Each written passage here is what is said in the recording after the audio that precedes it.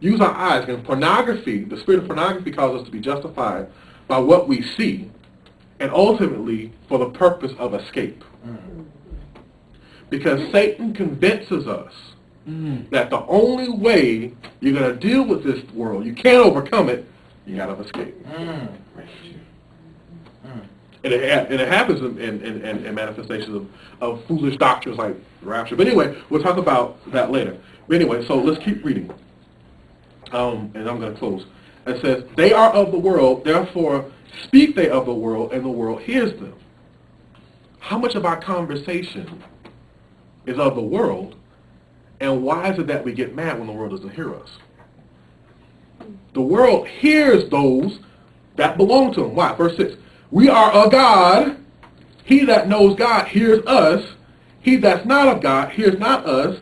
Hereby we know the spirit of truth and the spirit of error. The spirit of error causes us to look to the world for a response. Causes us to seek the world for connection as Christians. But the spirit of truth says, I have to be connected with the only true and living God. I want you to drop down also to verse 17. It says, herein is our love made perfect, and we may have boldness in the day of judgment. Because as he is, so are we in this world. I'm going to explain that. I'm going to jump over it real quick. Verse 19, and I'm going to read the verse 20 and 21. It says, and we know that we are of God, and the whole world lieth in wickedness. And we know that the Son of God is come and hath given unto us what? An understanding that we may know him that is true. And we are in him that is true, even in his Son, Jesus Christ. This is the true God and eternal life. Little children, keep yourself from idols. So why did he end on that? It's because he was talking about the system, the very system of idolatry that we struggle with all the time.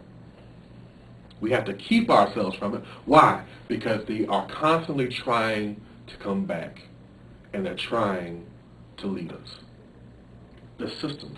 I'm going to close on this example. I was watching a preacher the other night, and it was really hard for me to watch this. But this preacher was talking about how there's so many people in the world who are preaching a false gospel. They're preaching a false message. And you know it's a false message when it's about you. Right? The way you can tell the gospel, if the gospel is not about you. The real gospel is not about you. It's about Jesus. Right? Okay. So he said the false gospel talks about Jesus being you. Right? You, Jesus does what you want him to do, etc., right? So he did all this to say that the false gospel talks about you, whereas the real gospel talks about Jesus. And he said this for about maybe 15 minutes. In the next 5 minutes, he changed to start talking about you. And preaching a message about you. This is your year, this is your season, you're going to get this is your now. Everybody say, this is my now. And everybody starts saying, this is my now, etc., etc., etc. After the whole argument he had against saying that, he just did it himself. And he did that because Spirit of Saul, true, Spirit of Saul, hypocrisy, and we go into that, but it's because the people weren't responding to him when he was telling them the truth. The people wouldn't respond to him when he was telling the truth. He wanted a feeling. Come on now. He wanted to feel better about himself. He wanted to feel better about his preaching. So he started saying stuff to make him feel better about himself by them getting up and shouting and clapping and so forth. So I said that to say, that's exactly what the world is about. The world is about making us feel better.